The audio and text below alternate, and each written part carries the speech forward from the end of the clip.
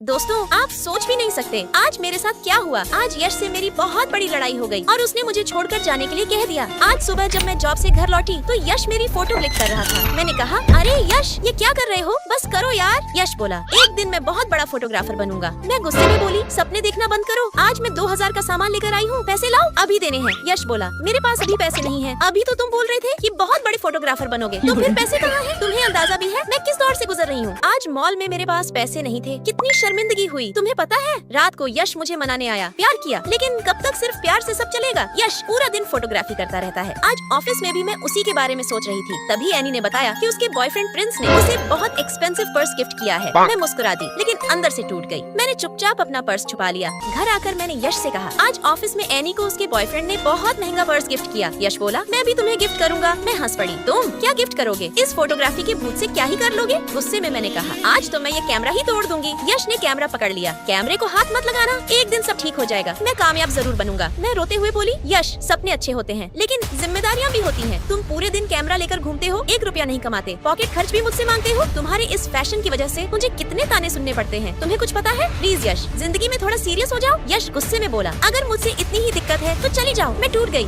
यश, मैंने तुम पर कितना भरोसा किया था, कम से कम अपने आने वाले बच्चों के बारे में तो सोचो। मैंने आज तक तुमसे कुछ मांगा है क्या? मैं जाने लगी, तभी यश चिल्लाया, अगर मुझसे इतनी ही दिक्कत है तो तलाक ले लो। मैं रुक गई और बोली, ठीक है यश, मैं जा रही हूँ और तब तक वापस नहीं आऊंगी जब तक तुम कामयाब नहीं हो जाते।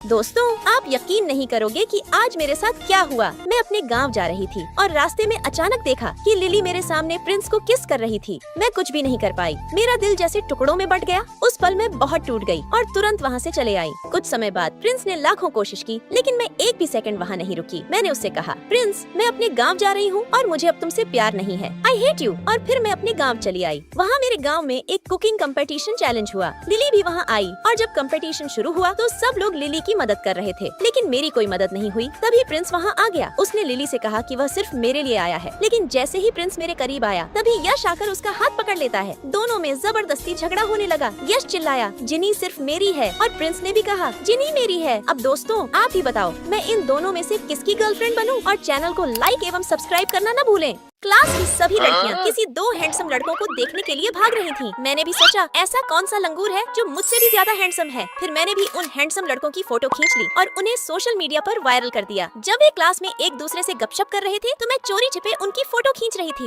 लेकिन तभी उन्होंने मुझे देख लिया। इसकी भैंस की, मर गई मैं। ये दोनों तो मुझ पर चिल्लाने लगे। मैंने कहा, अरे रिलैक्स गाइस, तुम दोनों के हाथ में कुछ है, देखो। फिर मैं उन दोनों को उल्लू बनाकर पतली गली पकड़कर वहाँ से निकल ली। इसकी भैंस की आँख, आज तो बाल बाल बची, कहीं वे दोनों मेरा कचूमर न बना दे। प्रिया यार, जल्दी से नीचे मिल। अगले दिन मैंने अपना पैर टूटने का नाटक किया, तभी झंडू भाई आकर यश और अजय को झंडू बाम दे गए। उन दोनों को मुझे लेकर बहुत बड़ी कंफ्यूजन हो रही थी। वे दोनों बंदर मुझे दोनों तरफ से घेर लेते हैं और पूछते हैं कि मैं उनका पीछा क्यों कर रही हूँ। मैंने कहा, कब से बोले ही जा रहे हो, रुको तो अभी बताती हूँ। हेलो प्रिया। फिर से उन दोनों बंदरों को उल्लू बना दिया और मैं वहाँ से दुम दबाकर भाग गई और वे दोनों मुझे पकड़ने के लिए एक दूसरे से क्लैपिंग करते रह गए। दोस्तों, क्या आप सभी मुझे पकड़ पाओगे? अगर हाँ तो जल्दी से कमेंट में बताओ।